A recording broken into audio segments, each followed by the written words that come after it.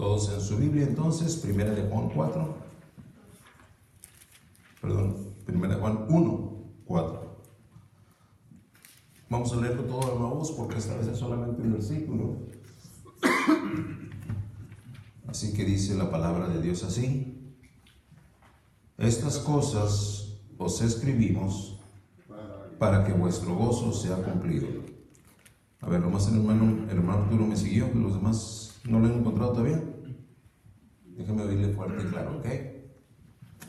Dice la palabra de Dios así: estas cosas os escribimos para que vuestro gozo sea cumplido. Amén, mejoró. Estas cosas os escribimos para que vuestro gozo sea cumplido.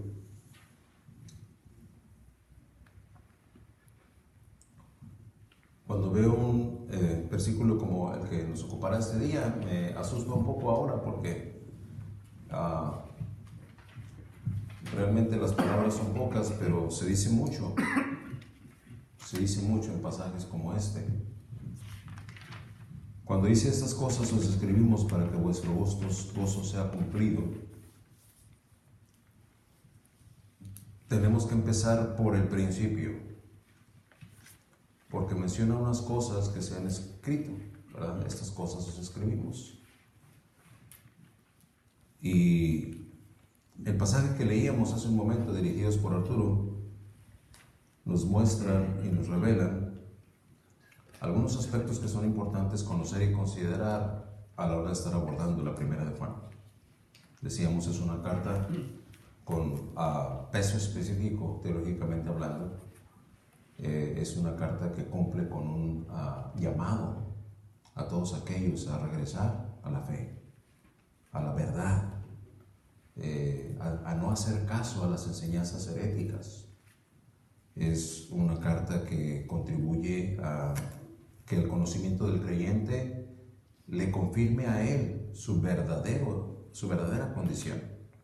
Es decir, si realmente soy de Dios, y con la misma información y la misma teología que la carta contiene, ha de confirmarle a aquel que no es de Dios y que tal vez creía que lo era. Por eso decimos entonces que la escritura como medio de comunicación, no obstante tanta cibernética y recursos audiovisuales con los que el orden mundial de la actualidad mantiene una conexión y una conectividad instantánea, la expresión escrita es el medio escogido por Dios para revelarse a sí mismo ante todos los que habrían de creer y ante todos los que ya hemos creído. Y sin duda también se ha de revelar a todos los que están por creer o creerán. Escritura, una manera de comunicarse. A través del tiempo y del espacio, las primeras pinturas rupestres eran la manera en la que se comunicaba la gente pensante.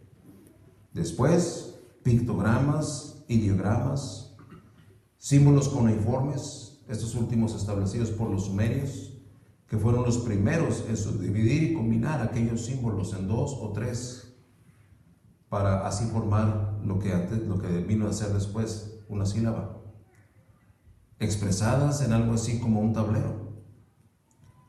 Son los ancestros de los trazos que hoy conocemos como letras y palabras, cuyos primeros datos de su uso se registran en Mesopotamia y en Egipto, plasmados o escritos sobre una superficie que al principio fue piedra, después madera, luego se usó la cerámica o la arcilla, después piel de animal, posteriormente papiro, después el papel y ya más recientemente en pantallas luminosas, ¿verdad?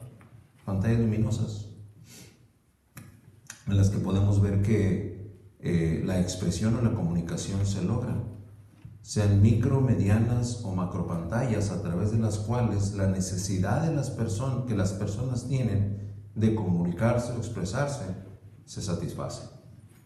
Y entendamos personas como ese ser humano pensante, es lo que quiere decir una persona, que ha de expresar una idea, un sentir o una intención. Podemos decir entonces que no obstante la evolución de la Escritura, o que la Escritura ha tenido, su fundamento o el cimiento de su origen no cambia, es el mismo. Pregunto, ¿será propósito divino para que Dios, muy por encima de las personas, exprese y comunique lo que ha de revelar acerca de sí mismo? Quien les habla muy en lo personal, estoy convencido de que así es. Por lo ya dicho, y como cierre de esta introducción, al mensaje que nos ocupará en los próximos minutos, me permito instruirle y apercibirle. Le estoy instruyendo y le estoy apercibiendo.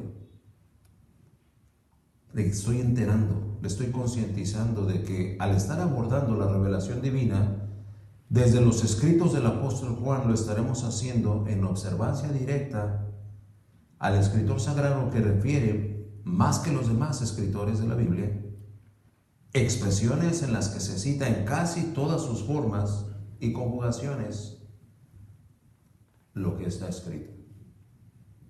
Pablo no lo hace tanto. Mateo no lo hace tanto.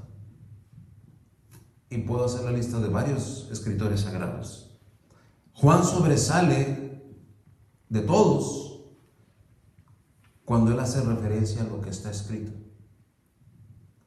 ¿Será tal vez esa la razón por la que Juan es un testigo más que excelente? El pasaje que leímos ahí en Juan,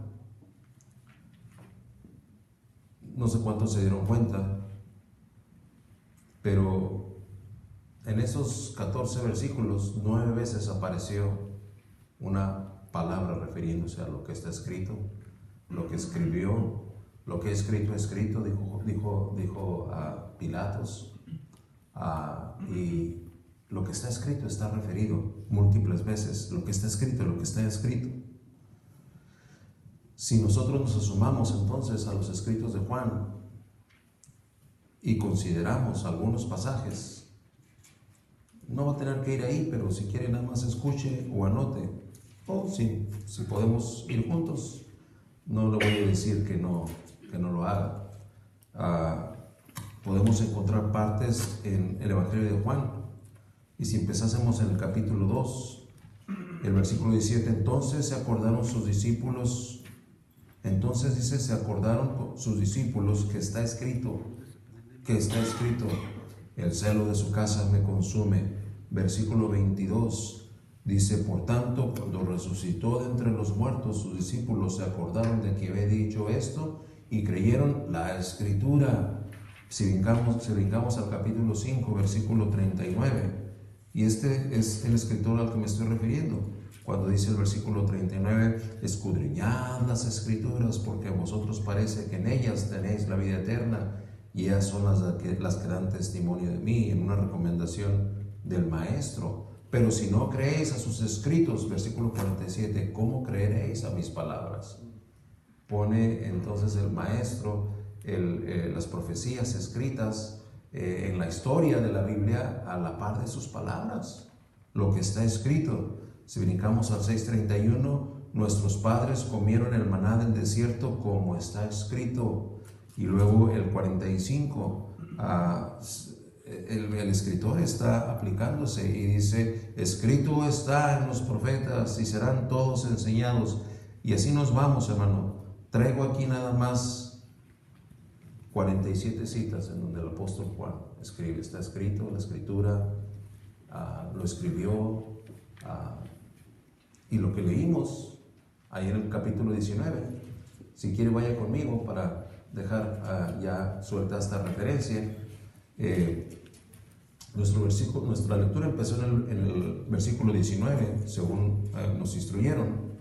¿Y cómo empieza el versículo 19? Escribió también. Escribió. Juan haciendo referencia a lo que está escrito. Miren lo que dice el versículo 20. Y muchos de los judíos leyeron este título porque el lugar donde Jesús fue crucificado estaba cerca de la ciudad. Dice, y el título estaba ¿qué? Escrito. Si brincamos al 24, dice la palabra de Dios, entonces dijeron entre sí, no las partamos y no echemos suerte sobre ellas, a ver de quién será esto, fue para que se cumpliese que la escritura. Y vengamos al 28, la palabra de Dios sigue hablando. Después de esto, sabiendo Jesús que ya todo estaba consumado, dijo, ¿para qué? Para que la escritura se cumpliese. Brincamos al 36, sigue diciendo, porque estas cosas sucedieron para que se cumpliese la escritura. 37, y también otra escritura, vuelve a hacer referencia a la escritura, la escritura, la escritura, la escritura, la escritura. Y luego, no nada más en el Evangelio, en sus cartas hay más pasajes con esa tendencia. Primera de Juan 2:14, 21, el 26, 5:13 y luego tercera de Juan. Ya ni que hablar del Apocalipsis, pues el Apocalipsis es un libro concluyente de la Escritura. Escatológico de origen, cabal, resolutivo y fiel en cumplimiento a lo profetizado. Entonces encontramos vez tras vez también ahí la referencia que Juan hace a lo que está escrito. Y en este caso, en el del Apocalipsis, en relación a los últimos días, Juan cita una y otra vez lo escrito, la escritura, escribió, escribimos, etcétera, etcétera, etcétera, otra vez y otra vez y otra vez y otra vez. Y es así como está revelado el texto de hoy. Cuando empieza el versículo 4 diciendo, estas cosas os escribimos. Bendito plural. Porque es Juan escribiendo, pero no solamente se refiere a él, sino que se refiere a los demás escritores sagrados. Y lo que están comunicando es un propósito colectivo. Estas cosas os escribimos para que vuestro gozo sea cumplido. Concluyendo así entonces la introducción, vamos a pedirle que Dios nos indique, nos guíe y nos instruya esta tarde. Señor y Padre nuestro, gracias por lo que ha quedado escrito. Gracias, Señor, porque confirmas vez tras vez, y esta tarde nos dará la oportunidad de reforzar lo que hemos creído, porque está escrito.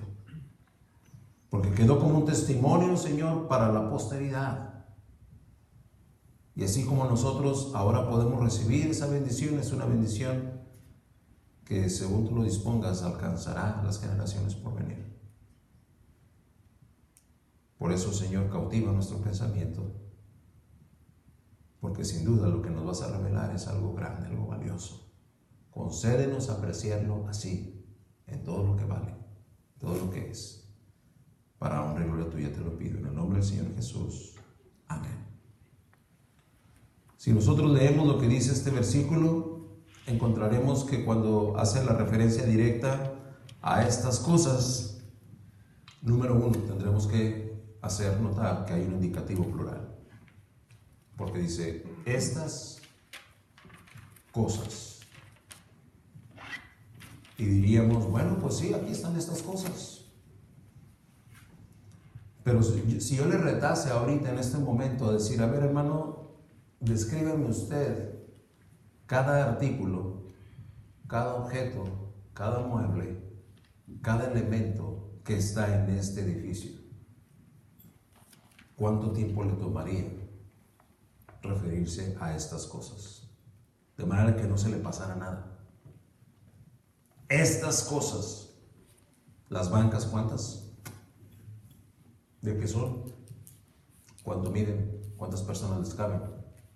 Las persianas, las ventanas, la madera, las luces, las lámparas, las pantallas, las bocinas, los focos, las ventilas del aire acondicionado, del clima, el borde de los pisos, la superficie de alfombra, cuántos escalones, estas cosas. Y cuando creyésemos que ya terminamos, encontraremos que hay otras cosas que todavía no se han mencionado. Entonces, ese indicativo plural, estas cosas, nos están llamando la atención. Estas cosas. Le invito a considerar esta declaración como el punto seco de lo que el escritor sagrado refiere antes, sí, pero también lo que se referirá después de nuestro texto. En definitiva, cada lector de esta carta habrá de ocuparse y preocuparse por ver y saber qué o cuáles son estas cosas. Y bueno, por cuestión de tiempo tendremos que sintetizar el estas cosas a las que el escritor sagrado se va a referir. Porque empieza diciendo así: estas cosas. Son cosas en referencia al verbo de vida. Son cosas en referencia a su divina encarnación. Son estas cosas que tienen que ver con Cristo, que tienen que ver con Cristo. Y cuando digo que este versículo y esta expresión son el punto seco no solamente de lo que se menciona antes del versículo 4, pero lo que se mencionará en los versículos del 5 en adelante, estamos siendo retados entonces a ubicar el versículo 4 e ir a la redonda del versículo 4. Y eso nos obliga a voltear y echar un vistazo a lo que a cosas, aspectos que predicamos ya la semana pasada, que están en el versículo 1, 2 y 3. Así encontramos entonces en el versículo 1 de esa primera de Juan, que empieza diciendo lo que era desde el principio, lo que hemos oído, lo que hemos visto con nuestros ojos, lo que hemos contemplado y palpado en nuestras manos, tocante al verbo de vida. De él se ha oído y sabido. De él se ha oído y sabido. Ya estamos abordando lo que son estas cosas. ¿Qué cosas? Lo que de él se ha oído y se ha sabido. ¿Y qué es lo que se ha oído y se ha sabido del verbo de vida, de su divina encarnación? ¿Qué es lo que se ha sabido de Cristo? Bueno, tendremos que hacer referencia a algunos pasajes del Antiguo Testamento a los que el escritor sagrado Juan probablemente tiene en mente cuando escribe y dice: estas cosas os escribimos. Mire conmigo, si gusta, 18:44 en el Salmos 18:44. Y repito, es a lo mejor, si usted quiere, usado como referencia, casi en el terreno especulativo, pero no sorprendería que se podría referir a pasajes como este, porque dice: de él se ha oído y sabido. Salmos 18:44. Al oír de mí me obedecieron, los hijos de extranjeros se sometieron a mí. Al oír de mí, dice, me obedecieron y se sometieron. Estas cosas a las que se refiere el escritor tienen un propósito. Y cuando dice al oír de mí me obedecieron y se sometieron, es la mejor prueba de que de él se han oído ciertas cosas. Entendemos entonces que si decimos oír pero no obedecemos, decimos oír pero no nos sometemos, entonces muy probablemente no oyó usted el maestro, oyó un concepto religioso, oyó una norma que tiene que ver con un conjunto de reglas y costumbres. Pero la prueba de que se oye al verdadero, al encarnado, a Cristo, es que se le obedece y se es sometido a él. A estas cosas es a las que se refiere. También sigue diciendo ahí el versículo 1 de Primera de Juan que se le ha visto, y déjeme decirle, estas cosas es que se le ha visto. No como un espectro nebuloso que flota en el aire y que parece fantasma o que parece que no tiene pies, no. Se le ha visto al punto de contemplarle, no en una aparición instantánea. ¿Usted alguna vez ha contemplado a alguien o a algo en donde no hace otra cosa más que contemplar? A lo mejor un amanecer, a lo mejor un atardecer, a lo mejor la manera en la que en el reino animal una mamá trata con su cachorro. Y usted no hace otra cosa más que estar contemplando. Eso es contemplar. Ver el detalle, la coloración, Ahí está parado, no está haciendo otra cosa. Nada roba su atención, está usted con la mira puesta. Y se ve como el sol empieza a bajar y a bajar.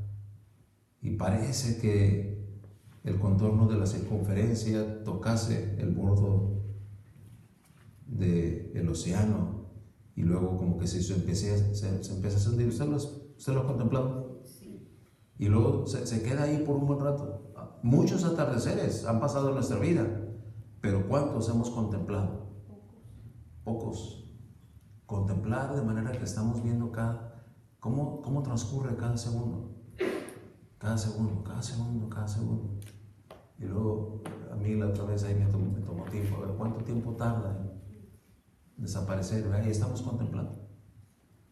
Contemplando, contemplando, contemplando, hasta que ya el último rayo de luz, ¡pum!, desaparece. Contemplamos. Pues a él se le ha visto así, no como un espectro nebuloso, ¿no? Se le ha visto al punto de poder contemplarle. Y qué mejor que Job, ahí en su capítulo 36, versículo 24 y 26, para poder apoyarnos y ver cómo Job en el capítulo 36, versículo 24 dice: acuérdate de engrandecer su obra, la cual contemplan los hombres. Oiga, que Dios debe ser mucho más hermoso que su obra. Y dice el 26, he aquí Dios es grande y nosotros no le conocemos, ni se puede seguir la huella de sus años. Al contemplar la creación de Dios, podemos estar haciendo referencia a un testimonio de la grandeza de Él. A estas cosas es a las que se refiere. Entonces sigue diciendo el versículo 1 que a él se le ha oído, se le ha visto, pero también dice se le ha palpado, se le ha tocado físicamente. En otras palabras, el verbo de vida, su divina encarnación, Cristo, fue palpado físicamente. Lucas 24, 38 al 40 da testimonio de lo que está escrito, y Juan hace referencia a este verbo encarnado. Se le ha palpado, dice el versículo 24, versículo 38, la palabra de Dios hablando, cuando dice, pero Él les dijo, ¿por qué estáis turbados? Y viene a vuestro corazón estos pensamientos. Mirad mis manos y mis pies, es el Cristo resucitado. Yo mismo soy. Palpad y ved, porque un espíritu no tiene carne, ni huesos,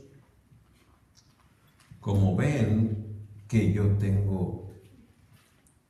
40, y diciendo esto, les mostró las manos y los pies. ¿Se acuerdan ustedes que la herejía de los gnósticos era que dudaban que la encarnación de Cristo fuera real? A estas cosas se refiere, ya Él resucitado.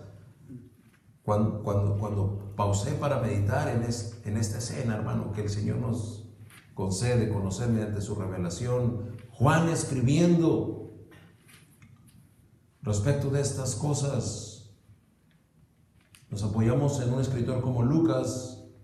Yo creo que usted y yo nos desmayaríamos si el maestro se presentara y dijera: mírame, aquí estoy, sí soy. ¿Puedes ver esto? Mira mis pies, tócame. A estas cosas es a las que se está refiriendo. Palpad y ved. El mismo Juan, ahí en el 20, de su capítulo, de su evangelio, capítulo 20, versículo 27. Sigue dando testimonio cuando dice en el versículo 27, luego dijo a Tomás, al incrédulo Tomás, pon aquí tu dedo y mira mis manos y acerca tu mano y métela en mi costado y no seas incrédulo, sino creyente. No seas incrédulo. ¿Qué manifestación del Verbo encarnado? Estos son parte de estas cosas. Estas cosas, para que vuestro gozo sea cumplido. Así encontramos entonces que en el versículo 2 ya no nada más refiere que se ha oído y se ha visto y se le ha palpado. El versículo 2 ahí en Primera de Juan dice que se ha manifestado. Y nosotros sabemos, según Isaías 53:1, el testimonio del profeta es que quien ha creído en nuestro anuncio, y luego dice, y sobre quién se ha manifestado el brazo de Jehová. Estas cosas, allá en Tito 2:11 dice, porque la gracia de Dios se ha manifestado. Manifestaciones claras y contundentes. ¿Para qué? Según Tito 2:11, para salvación. También no nada más se ha manifestado, pero de él se ha testificado. Y nos apoyaremos en Juan cuando allá en Romanos 3, versículo 21 y 22. Hay un testimonio eterno de cómo de él se ha testificado, dice el 21, pero ahora, aparte de la ley, se ha manifestado la justicia de Dios, dice, testificada por la ley y por los profetas. 22, la justicia de Dios por medio de la fe en Jesucristo para todos los que creen en Él, porque no hay diferencia. Y cuando dice aquí, para todos los que creen en Él, ahí estamos hablando de que a ellos es a los que se les es testificado. Testificada por la ley y los profetas, para todos los que creen. En la semana alguien me preguntaba, hermano, ¿va a haber un día en que nosotros vamos a evangelizar? Pues dije, bueno, si es puerta por puerta, yo le digo, no. Y quien me preguntó le pude ver un poquito la cara de sorpresa. Y le dije, no es bíblico. Porque el mensaje es para todos los que creen. Todos los que creen. Por eso, pero lo que y pensaremos, ¿verdad? Ya fuera de lo que sucedió en esa entrevista, al margen de lo que sucede en nuestro intento evangelístico, denominacionalmente se nos dice, no, sí, pero dice que tienes que ir a buscarlos. Ir a buscarlos para que en un momento dado le entregues el mensaje y compartas el anuncio del evangelio. ¿Ok? Gloria al Señor, que quien me preguntó tiene un testimonio muy cercano de un familiar muy cercano que parece que no hace otra cosa las 24 horas del día que estar testificando. Esa es una buena referencia bíblica. Esa es una buena referencia bíblica. Con cada persona que entra en contacto, cada persona con la que entra en contacto, a la que lo saluda de pasada, es una buena oportunidad. No tiene entonces que en un momento dado querer colgarse un mérito denominacional, sino que cada persona tiene un compañero de trabajo, ya sabe que es cristiano, tiene un cliente o tiene a alguien a quien usted provee un servicio, directo o indirectamente, alguien con que hace una transacción comercial. Ahí está su oportunidad de testificar. Y estará usted en ese ejercicio permanente viviendo en Cristo, viviéndolo y no apartándolo denominacionalmente así como si fuera una casilla, ¿verdad? Donde, pum, ya le puse una palomita porque ya. Esa es la tendencia denominacional que compromete la verdad. ¿En qué sentido? ¿Acaso no alcanzará la gente a conocer? Sí, pero déjeme decirle, la mayoría de aquellos intentos se convierten en piedra de tropiezo.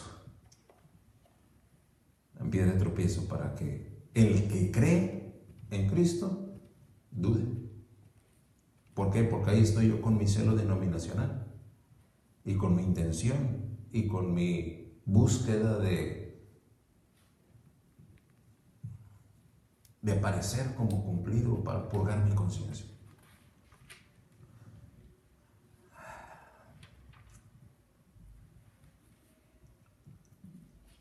Aquí en Romanos, carta escrita con un peso específico doctrinal respecto del Evangelio.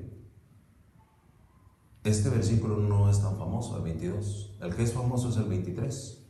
Y ustedes, muchos de nosotros aquí no lo sabemos de memoria, ¿verdad? Ni siquiera tenemos que leerlo, por cuanto todos pecaron y están destituidos de la gloria de Dios. Pero así como el 6.23 es muy famoso, pero el 22 casi nadie lo conoce, así tampoco el 3.22. ¿Y por qué no se le da la promoción al 6.22 o al 3.22? Bueno, porque el 3.22 ya le quitaría un poco de sabor y de carga ministerial a aquel que está arengando al pueblo de Dios a que tenga que ir a andar haciendo esta labor de canvaseo.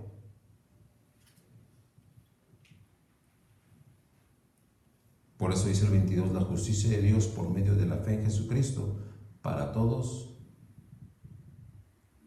los que creen en Él. En Él. Y de ahí viene también el 23, ¿verdad? Bueno, pero el 23 no está en nuestro bosquejo, pero lo mencionaba como referencia. De Él se ha testificado. También sabemos que no solamente se ha manifestado y se ha testificado, pero según el versículo 2, se ha anunciado acerca de Él. Antes anunciado.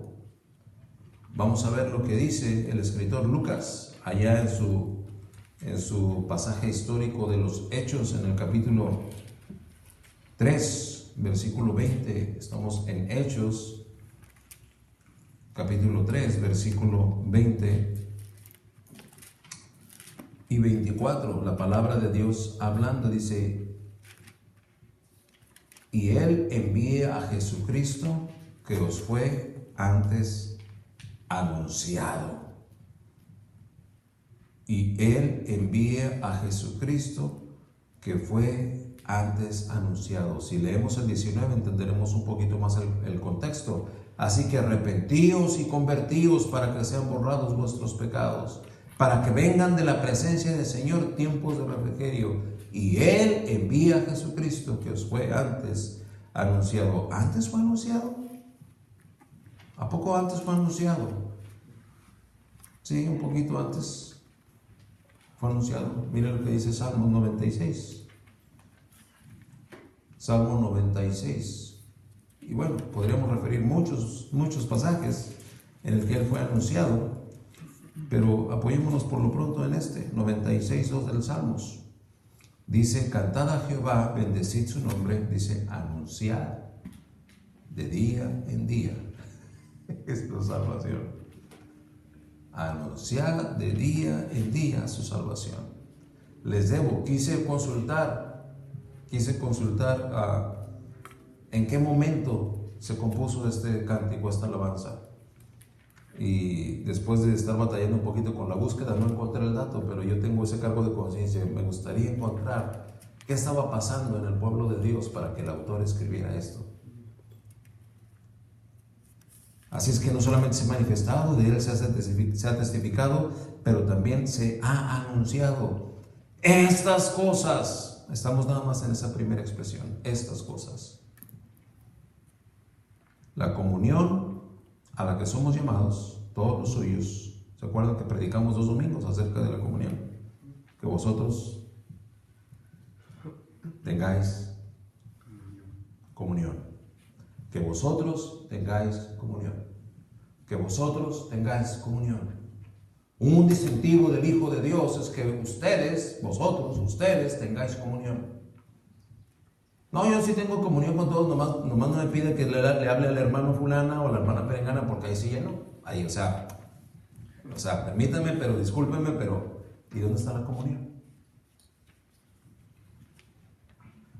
Estas cosas, dice el versículo 3, estamos hablando de estas cosas a las que se está refiriendo. La comunión a la que somos llamados todos los suyos no es solamente entre nosotros. Primero, es una comunión verdadera, dice el versículo 3, y luego es también con el Padre y con Jesucristo. Habremos de notar la descripción y la prescripción a la vez que el escritor sagrado hace respecto a estas cosas. La comunión no solo es un testimonio horizontal, es decir, con los que estamos en el mismo plano, aquí en la tierra, alrededor nuestro, sino también, y debo decirlo, tan o más importante, que se dé en el plano vertical. Una pobre comunión con Cristo resultará en casi una imposible comunión con los otros terrenos, seres humanos, salvos o inconversos. ¿Por qué? Porque de Él viene el poder para poder ejercer la comunión.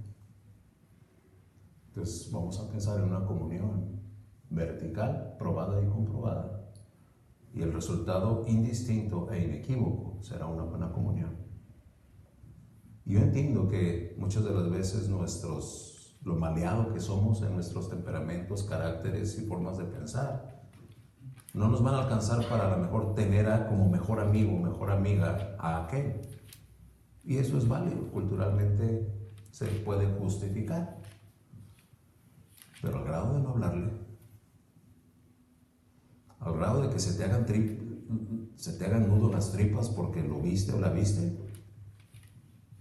eso no hace otra cosa que revelar que mi comunión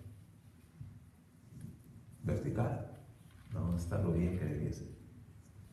Y estamos hablando de estas cosas. Que vuestro gozo sea cumplido. Estas cosas entonces son las que preceden y las que prosiguen al versículo en el que estamos. Después de referirnos a estas cosas, estamos en el versículo 4, por fin. Viene una acción colectiva. Una acción colectiva. Os escribimos. Ahí está la acción de comunicarnos. Os escribimos. Comunicar eficientemente es la meta del apóstol, es decir, de manera veraz, oportuna e íntegra. ¿Por qué es importante considerar que es la manera en la que habremos de comunicar? Porque muchas de las veces de estas tres características forzadas para que la comunicación sea eficiente, alguna de estas tres faltan y eso ya le resta efectividad o eficiencia a la comunicación. Es decir, esa comunicación debe ser veraz, tiene que tener verdad, solamente verdad y nada más que verdad. Después tiene que ser oportuna, en su tiempo exacto. Una buena comunicación fuera de tiempo ya no es buena comunicación. Puede estar diciendo la verdad. Y por ejemplo, en este principio se basa en aquellos productos que son tóxicos para la salud, ¿verdad? Que ahora algunos países ya lo tienen instituido como ley. Yo te puedo decir que el cigarro produce cáncer. No, pues todo el mundo sabe que produce cáncer, sí, no, pero lo que tienes que hacer es ponerlo ahí grande en la leyenda para que el que va a fumar se dé cuenta antes de consumirlo. Eso es oportuno. Entonces no nada más verás, pero también oportuno, y luego dice íntegro. ¿Por qué? Porque algunas veces en esa comunicación se reserva parte y no se da toda la información que se quiere. Es lo que genera muchos sesgos de doctrina. Y entendamos sesgo como si fuera un corte mal dado. Como si usted debiera cortar aquí en la orilla y cuando hay un sesgo, en lugar de cortarlo así derecho, lo corta chueco. Eso es lo que quiere decir un sesgo. Así es que la comunicación, cuando dice una acción colectiva, os escribimos, es comunicar eficientemente. Que haya veracidad en lo que comunico, que haya oportunidad y que sea íntegra. Así es como el testimonio sagrado del escritor nos entrega el mensaje. Y solo el testimonio apostólico en aquel primer siglo y solo la bendita y divina revelación de Dios en la Biblia, después habrían de tener esos alcances y son exclusivos respecto de la eficacia necesaria en la comunicación que ha de trascender para la eternidad.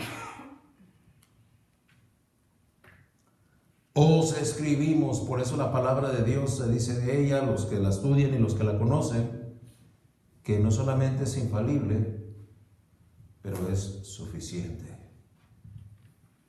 Suficiencia, la suficiencia de la palabra de Dios. ¿Por qué? Porque está completa. El consejo es veraz desde la A hasta la Z. El consejo es oportuno. Oportuno. ¿Sabe que esa es una promesa de Dios? Ningún elegido de Dios dejará estas dimensiones sin oír el Evangelio. Ninguno. Porque el mensaje de Dios será oportuno. Y tal vez si es elegido de Dios, ya se los he predicado aquí, si es un elegido de Dios y vivió una vida de rebeldía, lejos de las cosas de Dios, y fue malo, y fue pecador, y fue el más vil, si es un elegido de Dios, el mensaje del Evangelio va a llegar a sus oídos, inclusive en el hecho de su muerte. Porque esa comunicación es oportuna e íntegra. Así es que gloria al Señor, cuánta confianza, cuánta fe añade a lo que usted y yo hemos creído si estamos alimentándonos de la revelación divina. Estas cosas os escribimos. Oh, Juan, yo me puedo sentar aquí a leer tu testimonio y lo que me estás comunicando con plena certidumbre de que lo que estoy oyendo, lo que estoy leyendo, lo que me estás diciendo es veraz, es oportuno y es íntegro. Alabo y bendigo tu nombre por eso. Que vuestro gozo sea cumplido. Vamos al punto número 3. Aquí abordamos ya en el orden de aparición, en esta primera carta de Juan, la segunda virtud. Y dirá usted, bueno, hermano, ¿y qué es virtud? Bueno, lo que es bueno y correcto en sentido absoluto. Eso es lo que quiere decir virtud, ¿verdad? Por eso digo, aquí abordamos ya en el orden de aparición en esta primera carta de Juan la segunda virtud, la segunda bendición. ¿Y qué es bendición, hermano? Bueno, la bendición es lo bueno en abundancia. Pero también podría decirle, vamos a abordar la segunda virtud, la segunda bendición o la segunda prerrogativa. ¿Y qué es prerrogativa, hermano Garza? La prerrogativa es un privilegio, un derecho, un poder selectivo. Eso es lo que quiere decir la segunda prerrogativa. La comunión fue primero, pero ahora es el gozo. Es el gozo. Ahorita que yo intentaba dirigirles en el himno de regocíjate en Él, el Señor me llevó a los tiempos que estuve meditando para predicarles lo que les estoy predicando. Regocíjate en Él. Así como el apóstol Pablo hace referencia en el 4:4 de su carta a Filipenses, cuando dice, regocijaos en el Señor siempre. Otra vez digo, regocijaos. Pareciera pleonásmico o pleonísmico, no sé cómo se dice. Regocijaos en el Señor siempre. Otra vez digo, regocijaos. O sea, no nada más es suficiente gozarse, hay que regocijarse. Y hay que regocijarse siempre. Y por si te quedó alguna duda, otra vez te digo, regocijaos. Regocíjate en Él. Regocíjate en Él. El escritor de ese himno escribió cuando le detectaron cáncer en un ojo que perdió. A esa es la prueba a la que se refiere. en la letra de ese himno.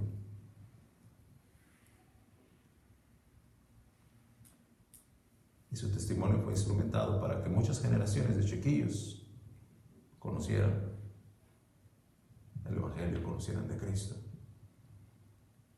Pero a partir de una prueba en la que él quedó tuerto.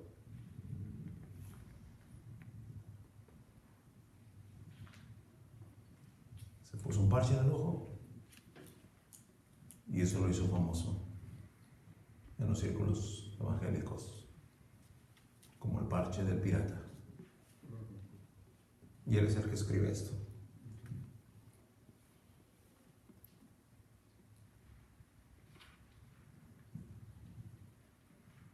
Y de eso se trata. Notemos lo que dice la letra. Lo dejé aquí a propósito, abierto en el 468.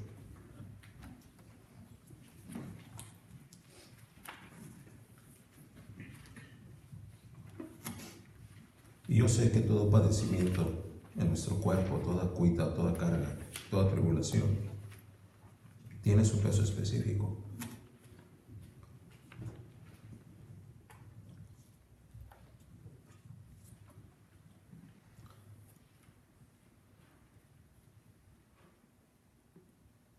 Pero mire, ahí en nuestro himnario, es algo que me gusta mucho de este editor, Majestic Music o Música Majestuosa. Abajo del título del himno, regocíjate en él, viene un versículo, ¿lo ve? Los que padecen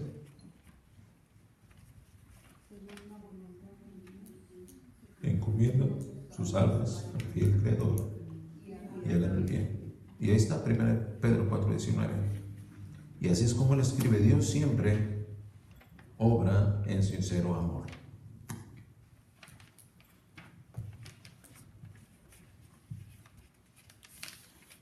Y esa es una verdad eterna.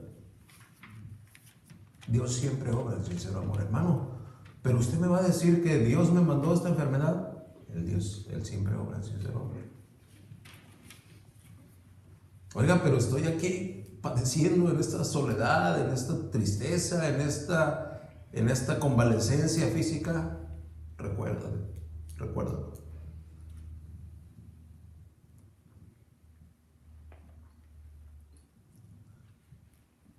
La segunda línea de esa primera estrofa dice: cuando prueba a su siervo al hacerle mejor.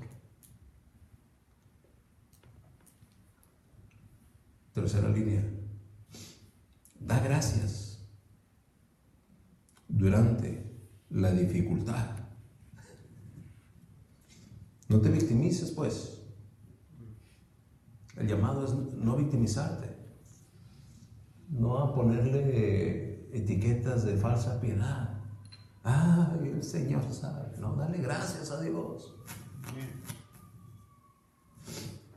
En sombras hosanas darás. Mira lo que dice la segunda: cuando no veo el sendero allá, solo miro a Cristo y me bastará. Gloria a Dios. Me inclino a Él y a su voluntad, me calmará y no hay ansiedad. Tercera: pruebas ya sé, de lo alto vendrán. Como ama a sus hijos, no nos renovarán. Confío en Él, siempre sabe mejor. Si sufro,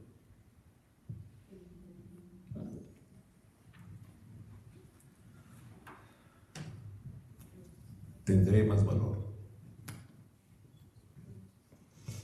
Un propósito específico, número 3, para que vuestro gozo. Estas cosas os escribimos, el propósito específico, para que vuestro gozo, vuestro gozo. Estas cosas os escribimos para que vuestro gozo Y usted y yo nos acordamos de Gálatas 5. Pero si no se acuerda, vaya para allá. Vamos a ver lo que dice el versículo 22 de Gálatas 5. Mas el fruto del Espíritu es amor, gozo. Sabemos que el gozo es de origen espiritual. El gozo no es una condición física o emocional.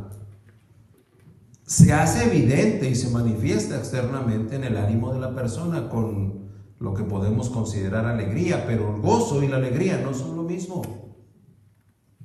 Alegría es un sentimiento grato, según el diccionario, es un sentimiento grato y vivo producido por un motivo placentero, note usted, que en lo común se manifiesta con signos externos, motivo placentero.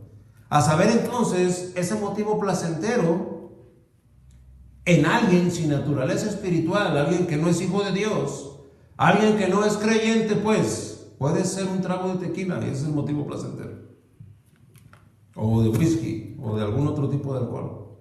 También puede ser una música rítmica y sabrosona de esa que hay, ¿verdad? Ese es el motivo placentero. O también cualquier tipo de ambiente festivo. Obviamente no es ese el gozo al que el escritor sagrado se refiere. El gozo al que el escritor sagrado se refiere, sí, se ha de expresar con alegría, pero con un motivo espiritual, que es absoluto, que es eterno.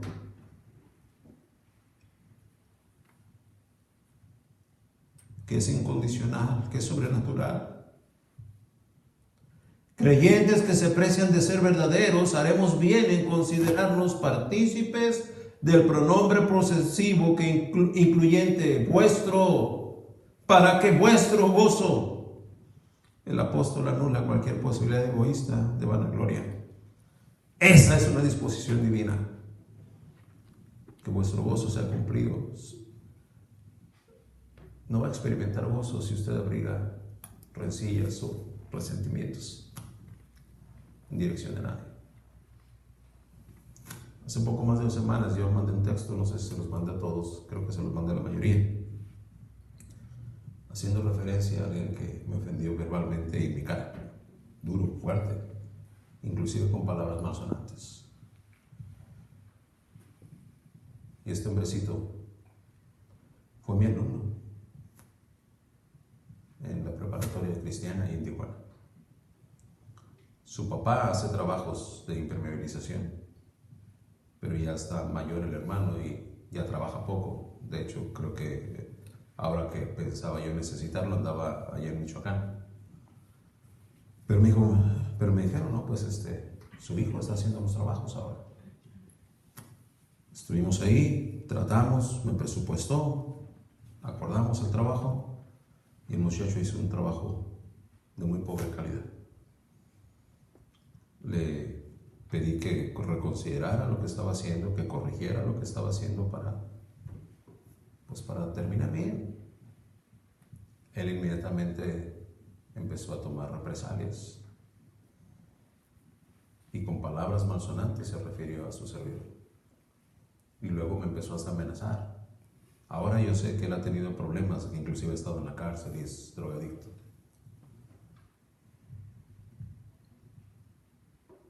Y por la gracia de Dios el Señor me concedió encontrar ese versículo que les envié para finiquitar todo este trato que ya se estaba convirtiendo en problema.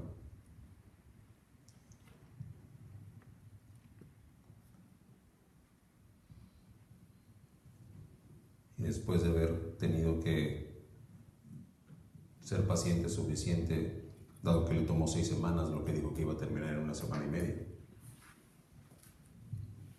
me acerqué y le dije, mira, ¿por qué no concluimos ya? Si no tienes que corregir todo lo que está mal,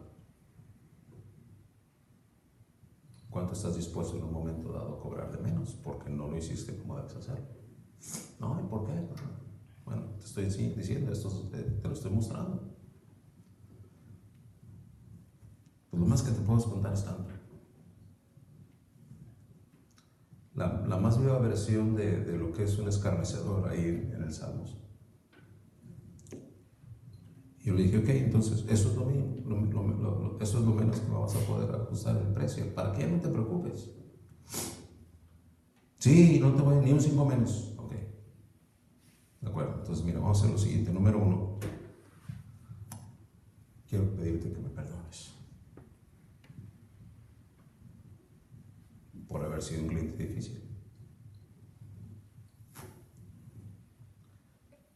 Nunca hubiera querido causarte este dolor de muelas, ¿verdad? Luego, aquí está tu dinero. Ok, pero si ahorita que nos vayamos aquí, tú te vas y a la vuelta de la esquina consideras que debes regresar y cobrarme lo que tú quieras, regresa y te lo voy a pagar.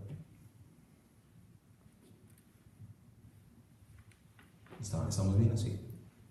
Sí, y nada más te voy a agradecer que me des mi recibo. Regresó y me dio el recibo. Y no le solté la mano cuando nos despedimos. Y lo abracé y le dije, de veras perdóname.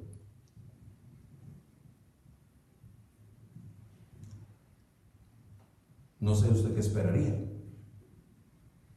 pero ¿sabe cuál fue la reacción de él? Después de que le pedí perdón ya por 3 veces, su última réplica fue, me debiste haber pedido perdón desde un principio. Digo, sí, tiene razón. Perdóname por no haberte pedido perdón antes. ¿Me perdonas?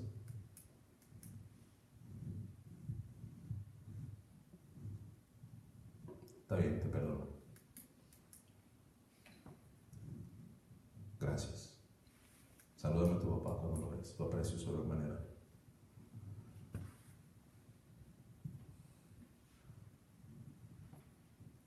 No soy ejemplo para nadie aquí, hermano.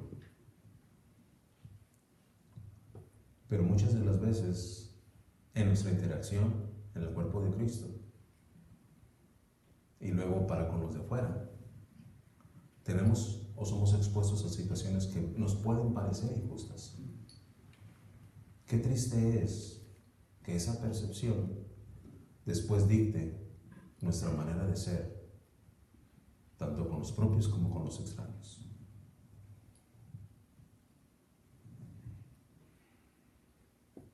No, pues te me quedaste feo ese día, vas a ver cuánto voy a saludar.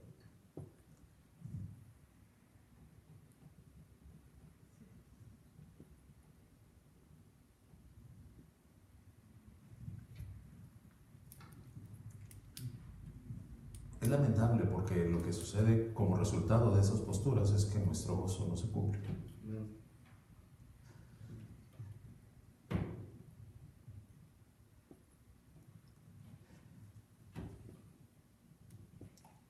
Comprometer la comunión entre los hermanos, en lugar de que vuestro gozo se cumpla, lo que se cumple es vuestra amargura.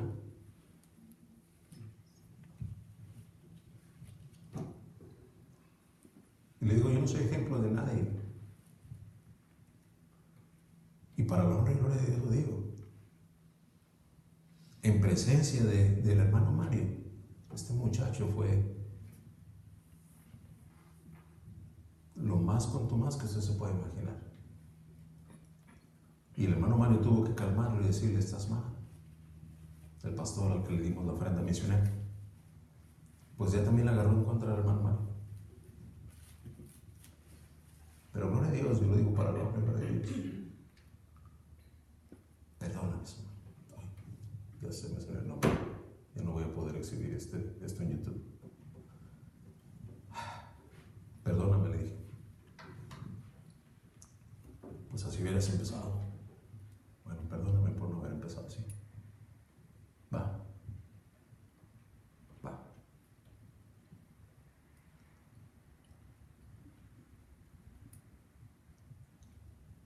Y todo eso pasa cuando estoy preparando este mensaje. Así es que yo podría haber llegado y no, me la hizo, me la paga. No.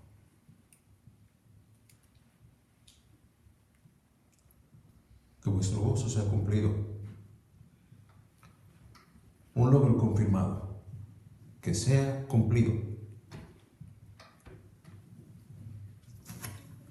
El original del griego para cumplido es una palabra que sonaría como chistoso, ¿verdad? Las traducciones en griego, a griego. Pepleromene. Pepleromene, que queda colmado, es lo que quiere decir. O más bien más que colmado, completado. El hecho de que la comunión anteceda a esta prescripción justifica que la consideremos necesaria. Me refiero a la comunión. Bien se ha dicho, si estás experimentando gozo en tu vida, compártelo, pluralízalo y este gozo se va a multiplicar.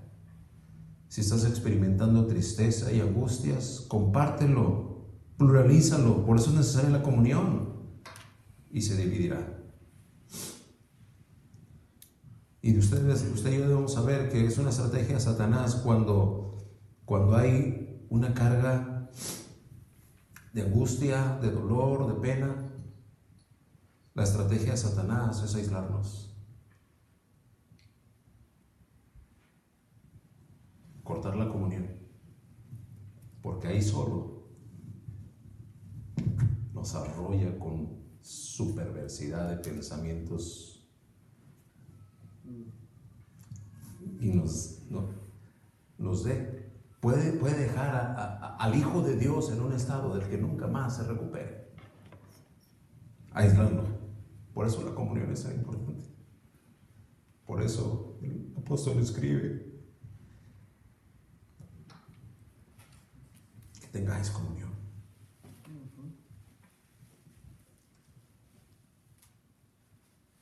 Entenderemos entonces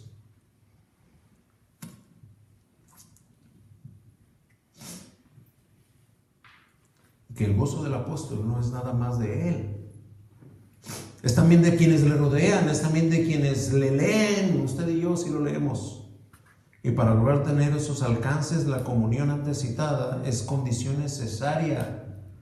Por eso decíamos hace un momento, si estás experimentando gozo, compártelo, pluralízalo y se va a multiplicar, se va a hacer más. Estás padeciendo angustia, compártelo, pluralízalo mediante la comunión y se va a dividir, se va a hacer menos.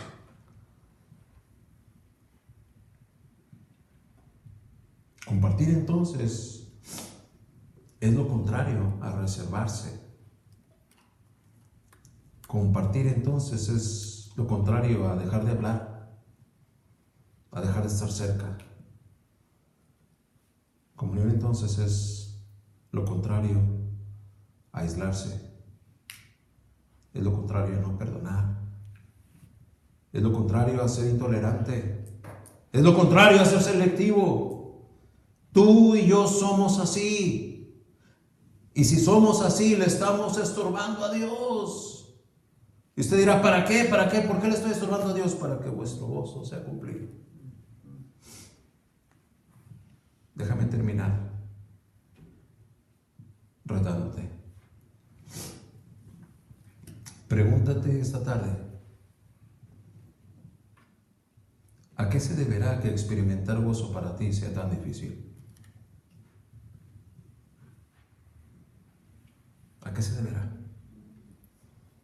¿Cuál es la razón por la que muchas veces te privas de gozarte?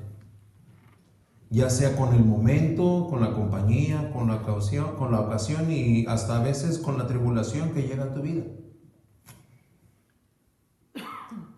Por la manera en la que Juan escribe, de acuerdo a lo que hemos escuchado en este mensaje, da a entender que si sus lectores no compartiesen los mismos bienes que trajeron al mundo la manifestación de Dios en carne, que es Cristo, su gozo personal no sería o no será cumplido, no será completado. Mi petición a Dios esta tarde es que cuando menos uno aquí